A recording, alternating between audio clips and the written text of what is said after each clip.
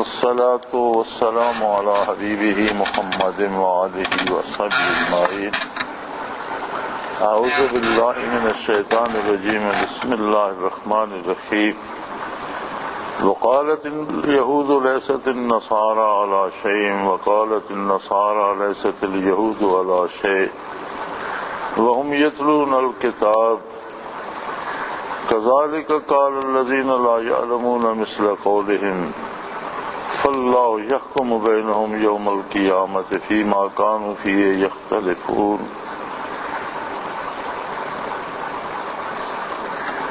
اللهم سبحانك لا علم لنا إلا ما علمتنا إنك أنت العليم الحكيم.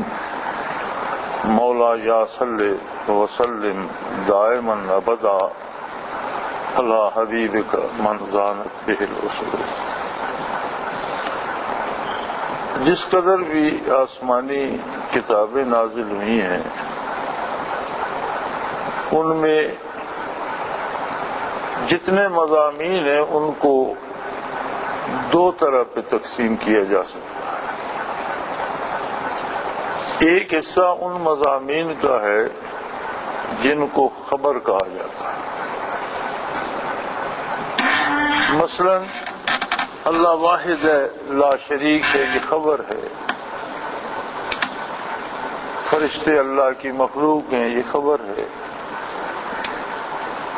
آخرت وہ ہے، اس میں حساب کتاب ہوگا، قیامت کا دن ہے، یہ خبر ہے. جنت ہے، دوزخ ہے، یہ خبر ہے. ایک حصہ تمام کتابوں کا خبر پہ محیط ہے. دوسرا حصہ احکام ہے، اوامر و نواہی. اللہ جل شانہ کی عظمت کی شاہد ہیں ساری کتابیں کہ جتنی بھی کتابیں، جتنے بھی صحیفے نازل ہوئے، خبر سب نے ایک ہی دی. اللہ کی ذات کے بارے، اس کی صفات کے بارے، آخرت کے بارے. جتنا حصہ خبروں کا تھا وہ سب کتابوں میں ایک جیسا تھا. احکام ہر امت کے لیے مختلف تھے. خبر اگر بدل جائے تو دونوں خبریں صحیح نہیں ہو سکتی. پہلے ایک خبر آئی، پھر دوسری اس کے خلاف آ گئی، تو دو میں سے ایک درست ہوگی، ایک غلط ہوگی. احکام وقت کے ساتھ بدلتے رہتے ہیں. ایک وقت کے لیے ایک حکم درست ہے، دوسرے وقت کے لیے دوسرا حکم درست ہو سکتا ہے. احکام لوگوں کی استعداد، صورتحال، زمانے کے حالات، وقت کے تقاضے کے مطابق اللہ کی پسند، اس کی اپنی رضا سے تبدیل ہوتے رہے. لیکن اخبار میں تبدیلی ممکن ہی نہ تھی. ہر نبی کے کلمے کا پہلا جز لا الہ الا اللہ رہا.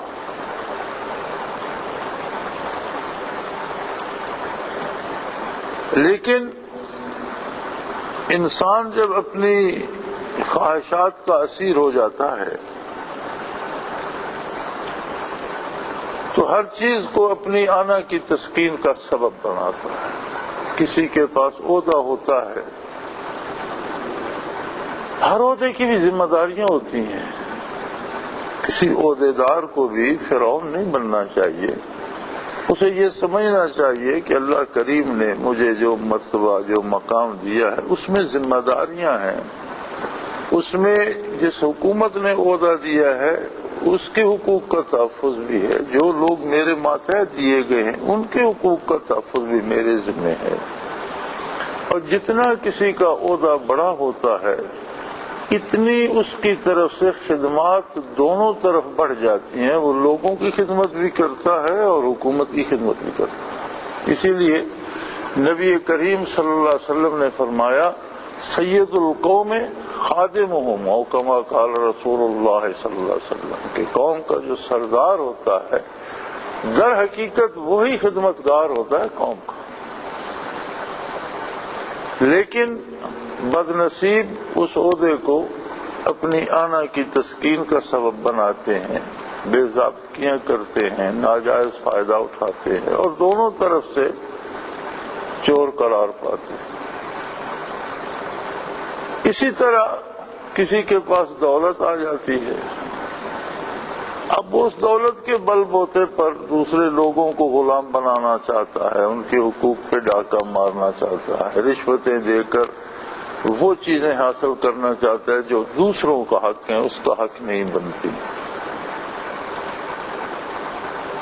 حالانکہ دولت ہمیشہ جس کے پاس بھی ہوتی ہے وہ ساری اس کی نہیں ہوتی، اس میں بے شمار لوگوں کا حصہ ہوتا ہے، اور اللہ آزمائش کرتا ہے، آزماتا ہے، ایک بندے کو دے دیتا ہے، پہلے تو اس پہ زکوٰۃ واجب ہے، کتنے مستحقین کا حصہ اس میں ہے، پھر صدقات ہیں، اور اگر لوگوں کے حق ادا نہیں کرتا تو پھر اس سے کئی گنا زیادہ ڈاکٹروں کو دینا پڑ جاتا ہے، وکیلوں کو اور عدالتوں کو دینا پڑ جاتا ہے، وہ ساری اس کے پاس رہتی نہیں ہے، وہ تقسیم ہوتی رہتی ہے۔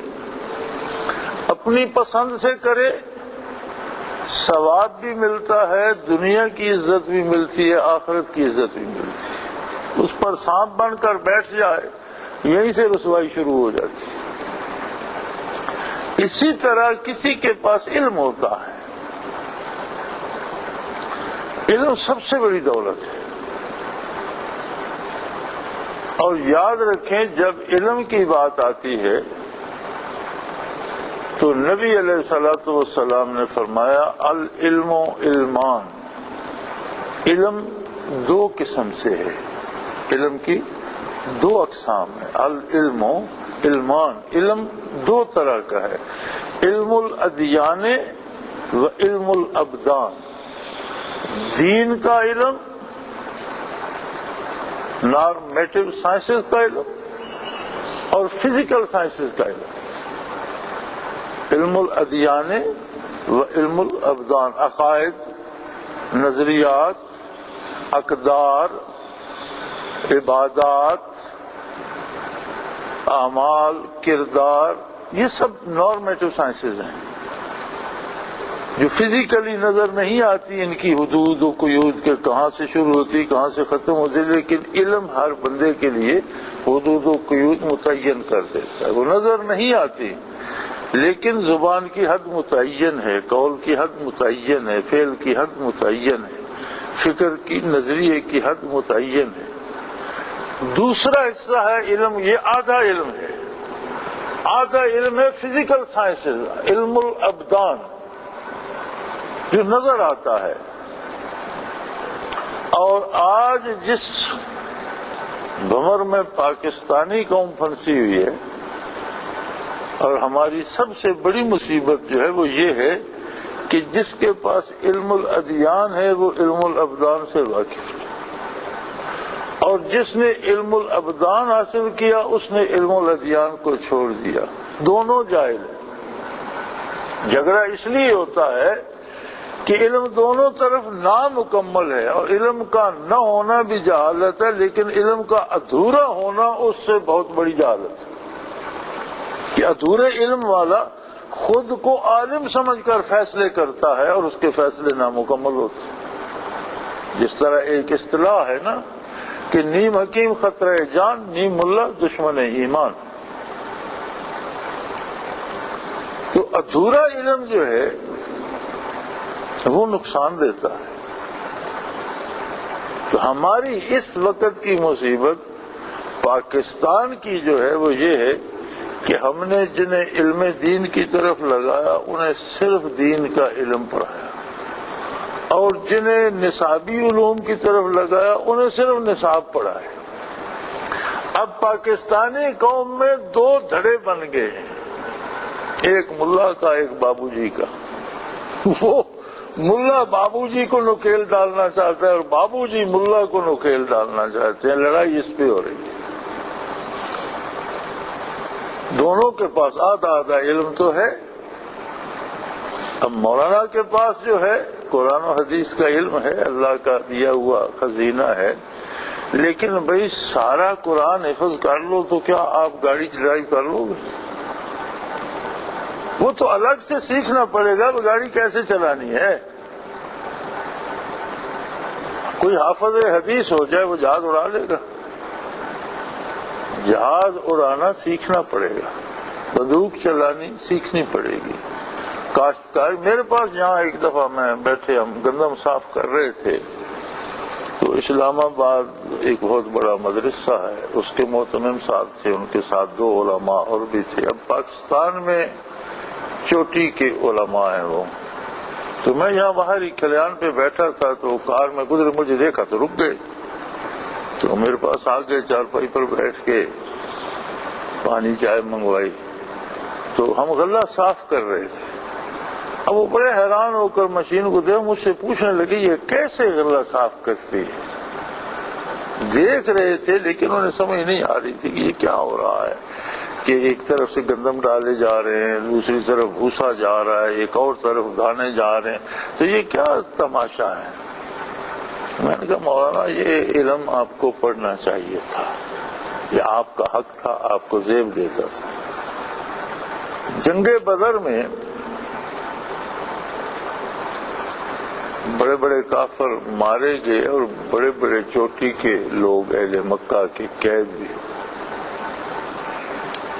آپ سب جانتے ہیں لمبا واقعہ ہے قیدیوں کا، مختلف آراء کے بعد فیصلہ یہ ہوا کہ انہیں فدیہ لے کر چھوڑ دیا جائے،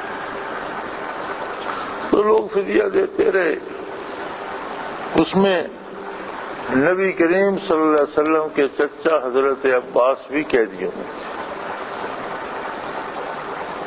تو جب ان کی باری آئی تو انہوں نے کہا بھئی میں تو مفلس آدمی ہوں، تو میرے پاس تو فدیہ کی کوئی چیز نہیں ہے، تو آپ مجھے میرے بھتیجے کے روبرو کرو، میں ان سے بات کر لوں گا، حضور کی خدمت میں لائیں گے۔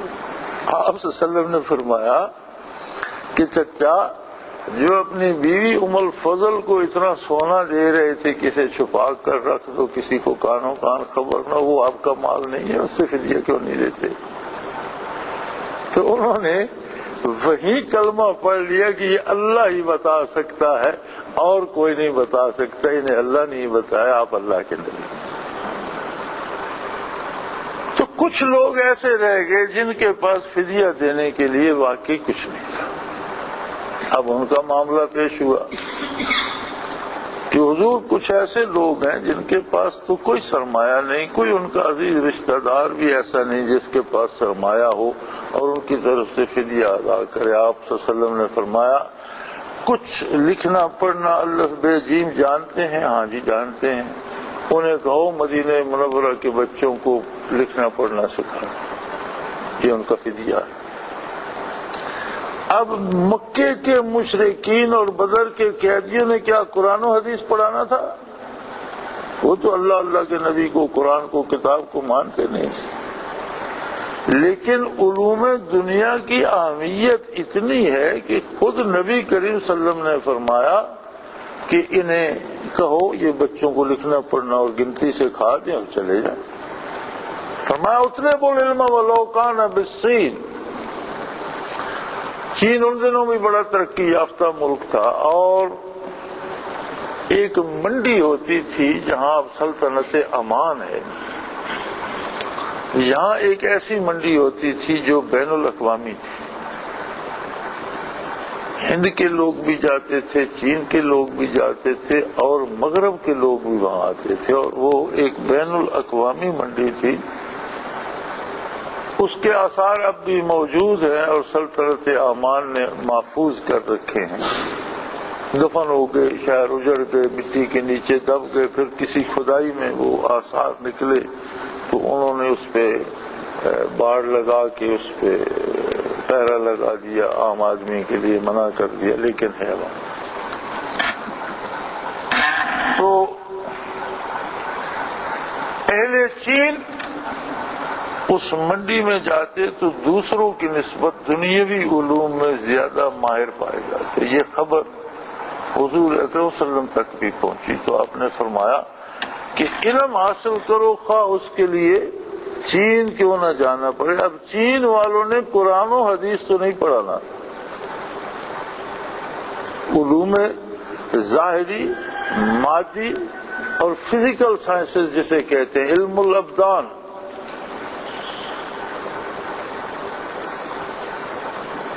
علم دو طرح سے ہے، علم کے دو حصے ہیں، حضور اکرم صلی اللہ علیہ وسلم کا فرمان سچ ہے، جتنا ضروری عقائد و نظریات اور علم دین ہے اتنا ہی ضروری دنیا میں رہنے کا سلیقہ جاننا بھی ہے۔ جس رغبت سے صحابہ کرام قرآن و حدیث کے شوقین تھے اسی رغبت سے تلوار بازی گھوڑ سواری بھی سیکھتے تھے، جس رغبت سے ساری رات نوافل پڑھتے تھے اسی رغبت سے سارا دن تجارت کاروبار اور بازاروں میں بھی پھرتے تھے، جس رغبت سے دین سیکھتے تھے اسی رغبت سے کاروبار حیات بھی سیکھتے تھے، کھیتی باڑی بھی سیکھتے تھے اور تاجر اور تجارت بھی سیکھتے تھے۔ یہ تو ہماری بدبختی آ گئی، اور ہمیں برے صغیر میں یہ مصیبت انگریز کی لائی ہوئی ہے، ورنہ انگریز کی آمد سے پہلے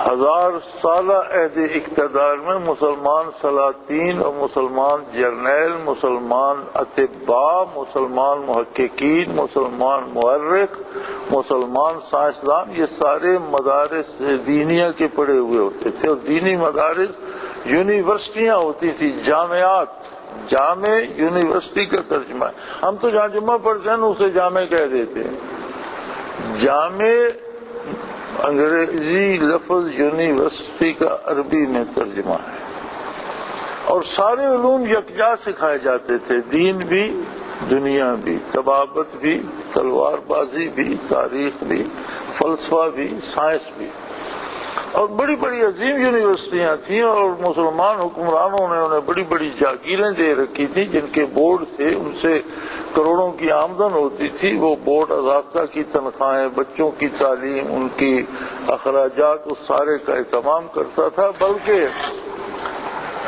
پنجاب میں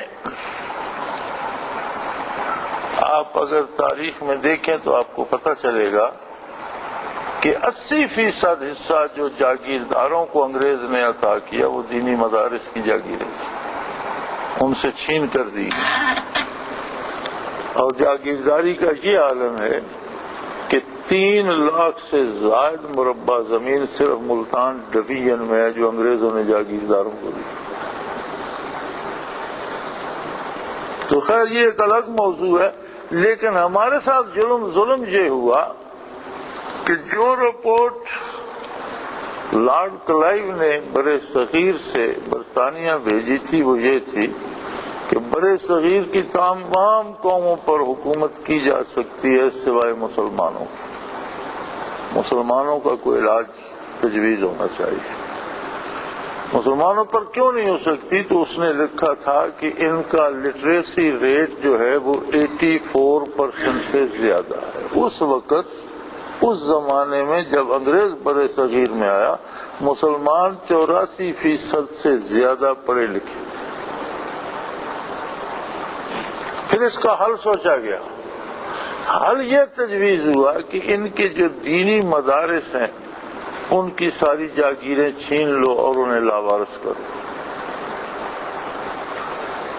دوسری بات یہ کرو کہ کسی دینی مدرسے کے پڑھے ہوئے کو کوئی سرکاری ملازمت نہ دو، اور تیسرا یہ کرو کہ ایسے سکول بناؤ جن میں دین کا نام نہ ہو۔ یہ 3 حل سوچے گئے، چنانچہ دینی مدارس کی جاگیریں ضبط ہو گئیں، اخراجات بند ہو گئے، اور یہ تو اللہ کے بندوں کی ہمت تھی، اس وقت کے علماء حق نے زکوٰۃ اور صدقات جمع کر کے دینی مدارس کو بند نہیں ہونے دیا، لیکن اتنا انہیں سرمایہ نہیں مل سکا کہ وہ سارے علوم پڑھاتے، انہوں نے سارے چھوڑ دیے اور صرف ایک شعبہ قرآن و حدیث کا اور دین کا باقی رکھا، بڑی محنت سے۔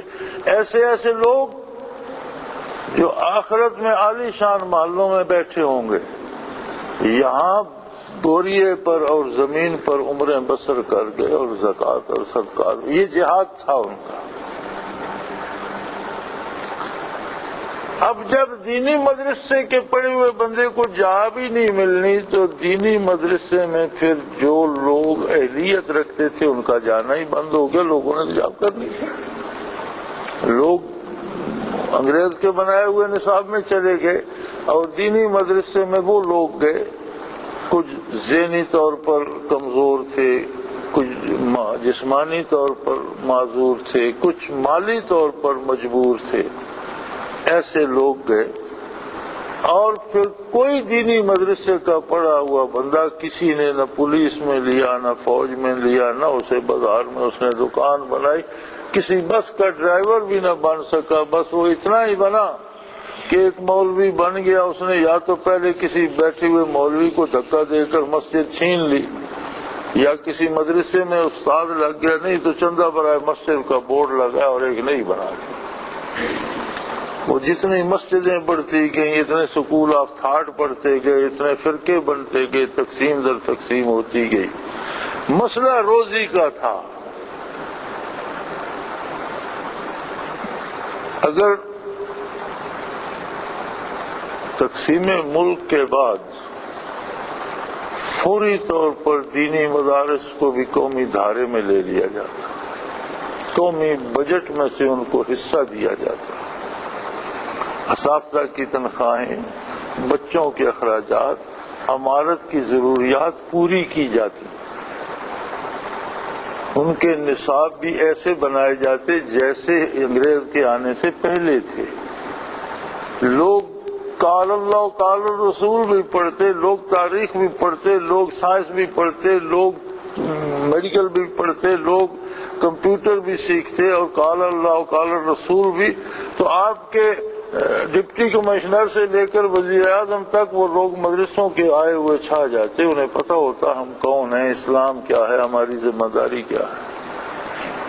بدقسمتی سے یہ ہو نہ سکا، اور کیسی عجیب بات ہے کہ مسلم ریاست میں دینی مدرسے ابھی زکوٰۃ پر پل رہے ہیں، کیا عجیب تماشا ہے۔ یعنی ہر چھوٹے بڑے محکمے کا حصہ قومی بجٹ میں ہے اور دینی مدارس کا کیوں نہیں؟ اس کا نتیجہ آج ہم اس انتشار، دہشت گردی اور آپس کی دشمنی میں بھگت رہے ہیں۔ تو خیر میں بات کر رہا تھا انسانی آنا کی، کہ جب اس کے پاس علم آ جاتا ہے تو اس علم کو بھی اپنی آنا کی تسکین کا ذریعہ بنانے کی کوشش کرتا ہے۔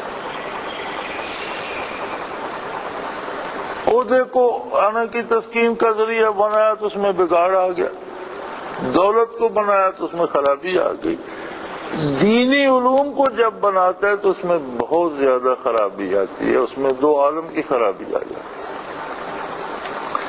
اب کتاب نصارہ کے پاس بھی تھی، کتاب یہود کے پاس بھی تھی، اور مزے کی بات یہ ہے کہ دونوں کتابوں میں ایک ہی خبر تھی، یعنی آدھا حصہ دونوں کتابوں کا ایک بات پہ مشتمل تھا، توحید باری پہ، ذات پہ، صفات پہ، آخرت پہ۔ لیکن اب دنیا بیچ میں آ گئی اور اس علم دین کو انہوں نے اپنی ذاتی آنا کی تسکین کا اور حصول رزق کا ذریعہ بنایا۔ وقالت اليہود لیست النصارى علی شیء، تو یہود کے مولویوں نے کہا نصرانی جھوٹے ہیں، ان کے پاس تو کوئی ہے ہی نہیں، کچھ بھی نہیں۔ عیسیٰ علیہ السلام کی نبوت کا انکار کر دیا، اور تورات کی، انجیل کا کتاب الہی ہونے کا انکار کر دیا، حالت تورات میں جو تھا وہی اناجیل میں بھی تھا۔ وقالت اليہود لیست النصارى علی شیء، کہ نصارہ کے پلے تو کخ بھی نہیں، یہ تو بالکل فارغ ہیں، ان کے پاس تو حقیقت کا ایک ذرہ بھی نہیں۔ وقالت النصارى لیست اليہود علی شیء، اور جواب میں چونکہ نصارہ کے علماء بھی اسی دین کو اپنی دنیاوی وجاہت کے لیے استعمال کرنا، انہوں نے کہا یہ بکواس کرتے ہیں، ان کے پاس کچھ بھی نہیں، یہ جھوٹے ہیں، ان کی کتاب جھوٹی ہے، معاذ اللہ ان کا نبی جھوٹا ہے، ان کا دین جھوٹا ہے۔ انہوں نے عیسیٰ علیہ السلام کی تکذیب کی، انہوں نے موسیٰ علیہ السلام کی تکذیب کی، گویا دونوں گروہوں میں سے آدھے آدھے نے دونوں نبیوں کی تکذیب کر دی۔ دونوں گروہوں میں سے آدھے آدھے لوگوں نے دونوں کتابوں کی تکذیب کر دی، اور اللہ کریم فرماتے ہیں عجیب بات یہ ہے وَهُمْ يَتْلُونَ الْكِتَابَ، کیسی عجیب بات ہے کہ وہ کتاب کو پڑھنا بھی جانتے ہیں۔ انہیں یہ بھی پتا تھا کہ کتاب میں کیا لکھا ہوا ہے، لیکن اپنی ذاتی انا کی تسکین کے لیے کتاب اللہ کو چھوڑ کر یہ رائے بنا لی۔ كَذَلِكَ قَالَ الَّذِينَ لَا يَعْلَمُونَ مِثْلَ قَوْلِهِمْ، اب تیسرا طبقہ رہ گیا تھا مشرکین کا اور جاہلوں کا، جو کتابوں کو مانتے ہی نہیں تھے۔ انہیں دلیل مل گئی، انہوں نے کہا جی دونوں کتابیں غلط ہیں، معاذ اللہ دونوں نبی جھوٹے، دیکھو آدھے ایک کو جھوٹا کہہ رہے ہیں، آدھے دوسرے کو جھوٹا کہہ، لہذا ہمارا دین سچ ہے۔ یعنی کافر کو تائید مل گئی ان کے اس کردار سے۔ فائدہ کس کا ہوا؟ بے دین کا، مشرک کا، اور ایک طاقت دین کے خلاف بن گئی۔ آج ہم اپنی حالت پہ غور کریں، عجیب بات ہے کہ ہماری تقسیم شیعہ سنی سے شروع ہوئی، پھر دیوبندی بریلوی اہل حدیث غیر مقلدین، اب ہم اس بات پہ پہنچ گئے ہیں کہ ہر مسجد دوسری مسجد کے خلاف، یعنی ہم نیچے آتے آتے آتے ہم اس سطح پر آ گئے ہیں کہ جو اس مسجد میں نماز نہیں پڑھتا ہم مجھے مسلمان ماننے کو تیار نہیں، خواہ اگلی مسجد میں پڑھتا۔ اس کا نتیجہ ہم غلام ہو گئے اور کافر ہم پر حکمران ہو گئے۔ اب اس سے بڑا نقصان بھی کوئی ہوگا؟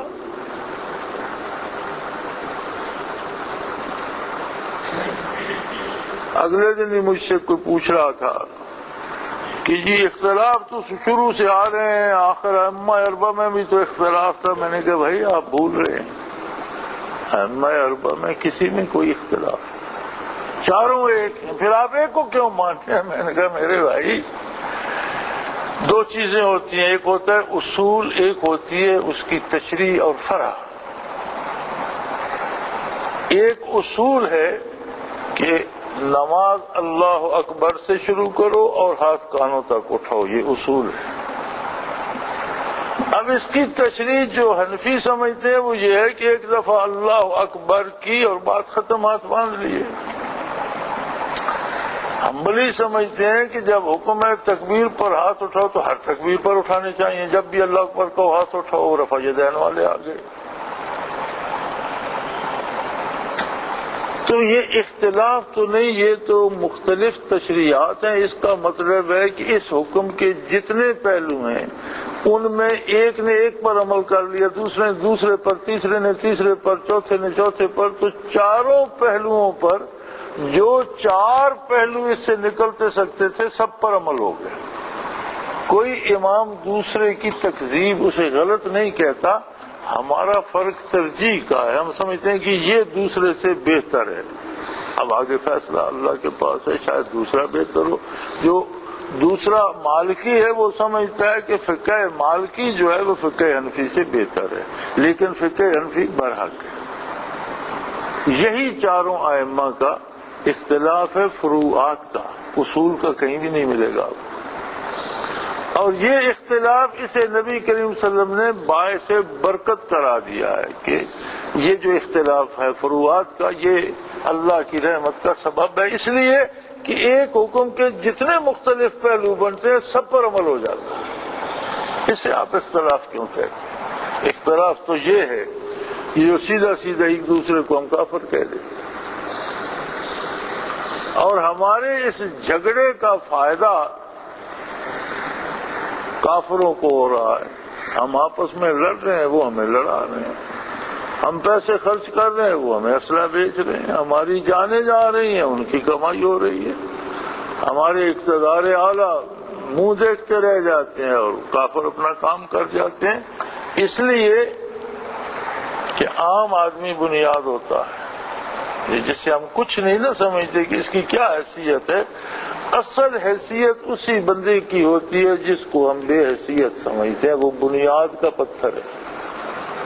یہ اوپر جو اینٹیں چمک رہی ہیں، یہ اوپر جن اینٹوں پر گلکاری کی ہوئی ہے، یہ بنیاد کے جو میلے پتھر ہیں نیچے سے نکال لو تو یہ پھولوں سمیت نیچے آ جائیں گے۔ یہ جو زیر زمین گڑے ہوئے پتھر ہیں جو ہمیں نظر بھی نہیں آتے، ہم سمجھتے ہیں ان کی کوئی حیثیت بھی نہیں، شاید انہیں تراشا خراشا بھی نہیں گیا، شاید ان کی کوئی شکل بھی نہیں بنائی گئی، بس خانہ پوری کی گئی کہ بنیاد کو فل کر دو، بھر دو بنیاد کو۔ وہ سب سے قیمتی ہے اس لیے کہ یہ سارا بوجھ ان پتھروں نے اٹھایا۔ تو یہ جو عام آدمی ہوتا ہے جسے ہم سمجھتے ہیں یہ کچھ بھی نہیں، در حقیقت سب کچھ وہی ہوتا ہے۔ اس کو تعلیم سے مزین کیا جائے، اس کو اخلاقیات سے مزین کیا جائے، اس کو حقوق سے آشنا کیا جائے، اس کے حقوق ادا کیے جائیں تو قوموں کو سربلندی ملتی ہے۔ اور جو اس کے حقوق ادا نہیں کرتے انہیں رسوا ہونا پڑتا ہے، پریشان ہونا پڑتا ہے۔ تو یہاں علماء یہود اور علماء نصارہ نے علم کو بجائے لوگوں کی بہتری کے استعمال کرتے اپنی آنا کی تسکین کے لیے استعمال کرنا شروع کیا۔ تو نتیجہ کیا نکلا؟ قالت اليہود لیست النصارى على شيء وقالت النصارى لیست اليہود على شيء وهم يتلون الكتاب۔ اللہ کریم فرماتے کتنی حیرت کی بات ہے کہ دونوں کے پاس اللہ کی کتاب تھی، دونوں اللہ کی کتاب پڑھتے تھے، چلو احکام میں اختلاف تھا تو عقائد میں تو ایک ہوتے،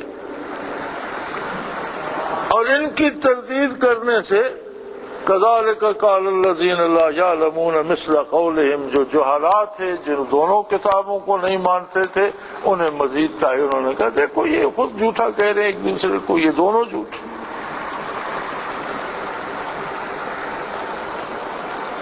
اللہ یحکم بینہم یوم القیامہ فیما کانوا فیہ یختلفون۔ فرمایا جو کتاب اب آئی ہے، جو نبی اب مبعوث ہوا ہے، اب اس کے بعد تو نہ کوئی کتاب آئے گی نہ کوئی نبی آئے گا۔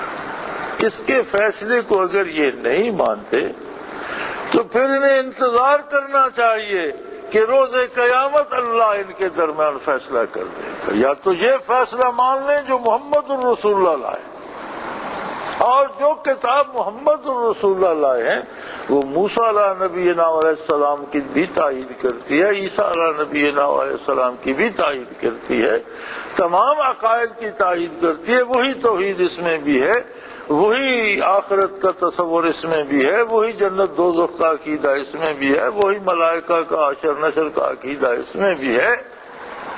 رہے احکام وقت کے ساتھ منسوخ ہوتے رہتے ہیں، لیکن یہ کتاب وہ احکام لائی ہے جو منسوخ قیامت تک نہیں ہوں گے، جو ساری انسانیت کے لیے اور سارے زمانوں کے لیے ہیں۔ اور اگر اس پر انہیں اعتماد نہیں آتا تو پھر روز حشر کا انتظار کریں، اللہ قیامت کو ان کے اختلافات کا فیصلہ فرما دے گا۔ وآخر دعوانا ان الحمد للہ رب العالمین۔